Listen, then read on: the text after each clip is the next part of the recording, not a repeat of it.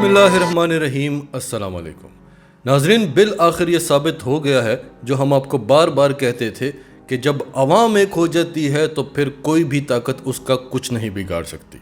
कोई कितना भी ताकतवर क्यों ना हो, वो 22 करोड़ अवाम को तो क्या 1 लाख लोगों को भी जेलों में नहीं डाल सकता। जो लीडर्स होते हैं, जो अवाम को निकालते हैं, उन्हें जेलों में डाला जा सकता है, लेकिन जब अवाम खुद निकलना शुरू कर दे तो फिर कोई भी ताकत अवाम का कुछ भी नहीं कर सकती। पाकिस्तान में पिछले कई अरसे से यही सब कुछ हो रहा था और कल भी पूरा जोर लगाया गया, लेकिन अवाम की ताकत के सामने तमाम आलमी ताकतें और मुल्क के अंदर जो ताकतें हैं उन्होंने घुटने टेक दिए। इन इलेक्शन से पहले सहाफ़ियों का मुंह बंद करने की कोशिश की गई, पीटीआई के सपोर्टर्स का मुंह बंद करने की कोशिश की गई, पीटीआई रहनुमाओं का मुंह बंद करने की कोशिश की गई, और फिर कल पाकिस्तान की तारीख का बदतरीन इलेक्शन हुआ। इमरान खान के 40 लाख वोटर्स को मुर्दा करार दिया हुआ था, यानी अब जो इमरान खान को जीत हुई है उसमें वो 40 लाख वोटर नहीं है। और फिर कितने लोग ये बताते रहे कि वो जब वोट डालने जाते हैं तो उनको बताया जाता है कि आपका हलका तो कहीं और है, कोई दूर दराज के इलाकों में उनको डाला होता था। और ओवरऑल ऐसा माहौल रखा गया ताकि इमरान खान के जो वोटर्स हैं वो ज़्यादातर बर्गर फैमिलीज से होते हैं, तो वो डर के मारे वोट डालने ही ना आए। और ये इनका ख्याल था कि वो सब बर्गर फैमिलीज़ के हैं या बर्गर फैमिलीज़ के लोग वोट डालने नहीं आएंगे। लोगों ने कल साबित कर दिया कि हम जिंदा कौम है, हम जीती जागती कौम है, वोट हमारा हक है, इसे हमसे कोई नहीं छीन सकता। हमारे मुल्क पर हुक्मरानी कौन करेगा ये हम डिसाइड करेंगे, ना कि अमेरिका, भारत, इसराइल या कोई भी और ताकत। तमाम स्टेट मशीनरी 12 की 12 जमातें मिलकर इमरान खान के खिलाफ काम कर रही थीं और रिजल्ट्स पहले ही बता दिए गए थे कि इमरान खान को ज़्यादा से ज़्यादा 6-7 सीटें देनी है। और ये सब कुछ बड़ी आसानी से हो सकता था अगर अवाम ना निकलती। इतना बड़ा डिफरेंस था कि ये चाहकर भी कुछ नहीं कर सके। एक पोलिंग कैंप से तो हमें लाइव इतला मिल रही थी कि 5 बजे वोटिंग का वक्त ख़त्म हो गया है और पिछला गेट खोल दिया गया है जो कि नून लीग के कैंप में खुलता है, यानी इस हद तक बेईमानी की गई। उसके बावजूद इमरान खान ये इलेक्शन जीत गया। और इसी तरह हमने आपको 2018 के इलेक्शंस में भी बताया था, जब इन्होंने बड़ा शोर मचाया था कि इमरान खान सेलेक्टेड है, इमरान खान को सेलेक्ट किया गया है। हमने आपको तब भी बताया था कि धांधली पूरे ज़ोरों शोर से हुई है, लेकिन धांधली इमरान खान ने नहीं की। इमरान खान के मैंडेट को रोका गया है ताकि इमरान खान अपनी अकेली हुकूमत ना बना सके, वाज़े अक्सरियत से हुकूमत ना बना सके। एक लूली लंगड़ी टूटी फूटी हुकूमत उसे दी जाए, बेसाखियों वाली हुकूमत हो, ताकि इमरान खान हमेशा हम पर डिपेंडेंट रहे। और फिर वही हमने देखा कि पूरे 3.5 साल इमरान खान को ब्लैकमेल किया जाता रहा। उसके बावजूद भी मुल्क तरक्की कर रहा था। इंडस्ट्रीज़ रिकॉर्ड तोड़ रही थी, टेक्सटाइल रिकॉर्ड तोड़ रही थी, एक्सपोर्ट्स रिकॉर्ड तोड़ रही थी, IT एक्सपोर्ट्स रिकॉर्ड तोड़ रही थी, GDP ग्रोथ रेट रिकॉर्ड तोड़ रहा था, मुल्क के ख़जाने भर गए थे। अगर इमरान खान को पूरा मैंडेट दे दिया जाता 2018 में, तो फिर इमरान खान वो कर लेता जो अमेरिका नहीं चाहता, यानी पाकिस्तान अपने पैरों पर खड़ा हो जाता। इसलिए इमरान खान से मैंडेट छीना गया था, लेकिन उसके बावजूद पाकिस्तान अपने पैरों पर खड़ा हो रहा था, इसलिए इनको खुलकर सामने आना पड़ा। और ये सब कुछ कुदरत की तरफ से हुआ है, क्योंकि इन्होंने एक्सपोज होना था। ये एक्सपोज होंगे तो निज़ाम बदलेगा।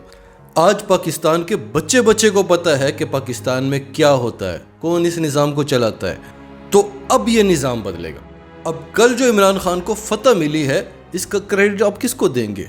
पीटीआई के वर्कर्स को। उन बेचारों को तो धांधली करना भी नहीं आती। हाँ, ये है कि उन्होंने धांधली रोकने की पूरी कोशिश की। हम इसका सारे का सारा क्रेडिट अल्लाह ताला की ज़ात को देते हैं। पाकिस्तान में ये जो कुछ भी हुआ है, ये कुछ चेहरे बेनकाब करने के लिए हुआ है। हमें बताया गया है कि आज तक हम तरक्की क्यों नहीं कर सके, हम किस तरह आलमी ताकतों के मफादात के लिए इस्तेमाल होते हैं, और बदले में मफादात किसको मिलता है? वो जिन्हें हमने वोट दिया होता है, वो जिन्हें हमने अपना हुक्मरान बनाया होता है। हमारा शुमार दुनिया की उन चंद कौमों में होता है जिनके नेशनल इंटरेस्ट की कभी बात ही नहीं होती। और ये इमरान खान की गलती थी कि पाकिस्तान की तारीख में पहली मर्तबा पाकिस्तान के नेशनल इंटरेस्ट की बात करता था, पाकिस्तानियों के इंटरेस्ट की बात करता था। आज से कुछ ही दिन पहले हमने एक वीडियो में आपको बताया था कि अमेरिका के साबिक national security adviser John Bolton CNN को इंटरव्यू देते हुए बताते हैं कि हाँ, हमने साजिशें भी की हैं, हमने मुदाखलत भी की है और हम तख्ते भी उलटते हैं और हमें बड़ी मेहनत लगती है इस काम के लिए। اور صرف وینیزویلا میں ہم ناکام ہوئے کیونکہ وہاں کی اپوزیشن یہ کام نہیں کر سکی۔ اب جان بالٹن کو یہ کہنا پڑے گا کہ پاکستان میں بھی ہم ناکام ہوئے کیونکہ وہاں کی عوام اٹھ کھڑی ہوئی تھی۔ اب ہمارا میڈیا کہہ رہا ہے کہ مریم نواز نے بڑی فراخ دلی سے ریزلٹس کو قبول کر لیا ہے، تو آپ یہ بتائیں کہ انہوں نے الزام کس پر لگانا تھا؟ کون سی کسر تھی جو انہوں نے نہیں چھوڑی دھاندلی کرنے کی؟ اس کے باوجود وہ ہار گئے ہیں تو اب کیا کہیں گے؟ یہ کوئی اور ملک ہوتا تو یہ سارے کا سارا ٹولہ جیلوں میں پڑا ہوتا کہ آپ نے کس طرح سے الیکشن لڑے ہیں۔ یہاں پر ان کی تعریف ہو رہی ہے کہ انہوں نے نتائج تسلیم کر لیے ہیں۔ اصل میں ہم نے آپ کو پہلے بھی کہا تھا کہ مریم نواز جتنی بھی تقریریں کر رہی ہے، جتنی بھی کمپینز چلا رہی ہے، اس میں ایک چیز صاف دکھائی دے رہی ہے کہ وہ الیکشن جیتنے کے لیے نہیں کر رہی، وہ اپنی اور نواز شریف کی پاپولیرٹی کو بڑھا رہی ہے۔ کیونکہ پاکستان میں یہ جو رجیم چینج آپریشن ہوا ہے، اس سے مریم نواز اور نواز شریف کو کوئی فائدہ نہیں ہوا، ان کے نام کہیں بھی نہیں ہے۔ اینی ویز اب آپ کو بتاتے ہیں کہ عمران خان نے اس سب پر کیا کہا ہے۔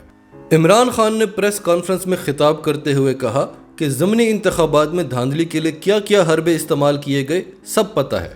چیف الیکشن کمشنر لاہور میں کس کے قدموں میں بیٹھا ہوا تھا ہمیں سب معلوم ہے۔ چیف الیکشن کمشنر ہمارے خلاف ہے، شفاف الیکشن نہیں کرا سکتا۔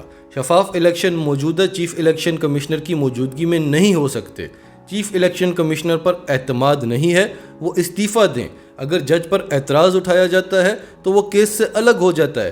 ہم بھی چیف الیکشن کمشنر پر اعتراض اٹھا رہے ہیں، لہٰذا انہیں چاہیے کہ وہ اپنے عہدے سے الگ ہو جائیں۔ عمران خان نے کہا کہ ریاستی مشینری کے استعمال کے باوجود ہم انتخابات میں کامیاب ہوئے کیونکہ بوتل سے شعور کا جن باہر نکل چکا ہے اور اب اسے کوئی بند نہیں کر سک رہا۔ ایک ہی راستہ ہے، شفاف الیکشن کروائیں، عوام کو فیصلہ کرنے دیں کہ کس کو حکمرانی دینی ہے۔ اب جو بھی مینڈیٹ چوری کرنے کی کوشش کرے گا وہ ہارے گا۔ عمران خان نے کہا کہ یہ لوگ عوام کو انسان نہیں بھیڑ بکریاں سمجھتے ہیں۔ عمران خان نے کہا کہ آج مہنگائی آسمان سے باتیں کر رہی ہے، پیٹرول اور ڈیزل کی قیمتوں میں 100 سے 130 روپے اضافہ کر دیا گیا ہے۔ سیاسی استحکام آئے گا تو معیشت بہتر ہوگی۔ کبھی دنیا میں ایسا نہیں ہوا کہ جس پر الزام ہو وہ قانون بنانے بیٹھ جائے۔ اصل میں یہ لوگ اقتدار میں اپنے کرپشن کیسز ختم کرانے کے لیے آئے ہیں۔ انہوں نے میری کردار کشی کی، میرے خلاف کیسز بنائے۔ عمران خان نے کہا کہ اتنی بڑی سازش کے باوجود میں 9 اپریل کو وزیراعظم ہاؤس سے صرف اپنی ڈائری لے کر باہر نکلا تھا۔ عمران خان نے کہا کہ میں 25 مئی کو کبھی نہیں بھولوں گا۔ آزادی مارچ کے لیے نکلنے والی خواتین اور بچوں پر شیلنگ کی گئی۔ رانا ثناء اللہ، شہباز شریف اور حمزہ شہباز کو شرم آنی چاہیے۔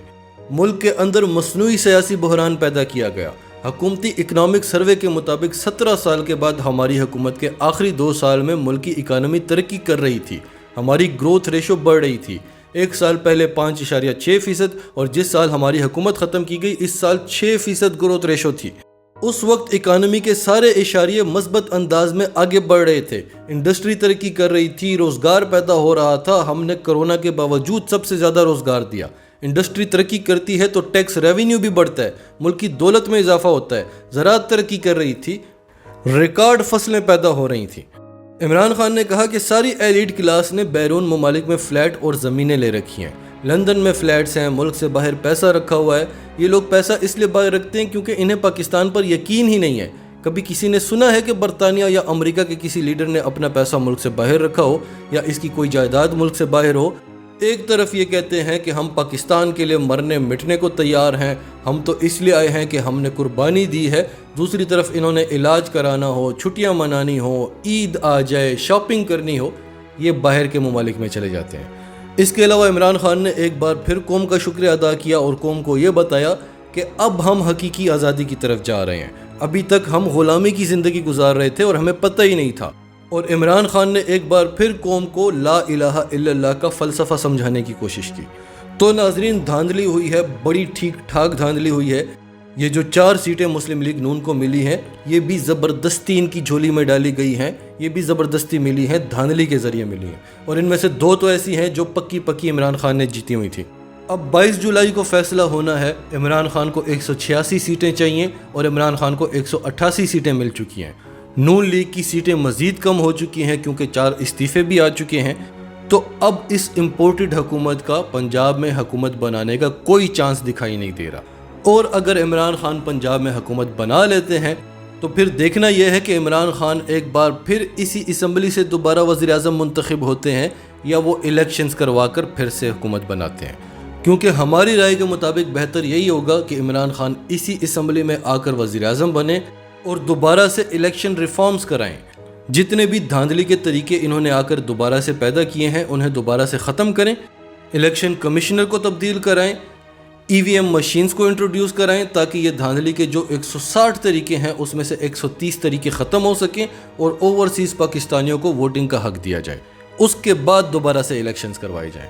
آپ اس بارے میں کیا کہتے ہیں؟ کمنٹ باکس میں اپنی رائے کا اظہار کرتے رہیں، اور اگر آپ ہمارے چینل پر نئے ہیں تو ابھی سچ ٹی وی کو سبسکرائب کریں، سچ ٹی وی فیملی کا حصہ بنیں، اور ہماری ویڈیوز پسند آئیں تو انہیں لائک کریں، شیئر کریں تاکہ زیادہ سے زیادہ لوگوں تک یہ میسیجز پہنچتے رہیں۔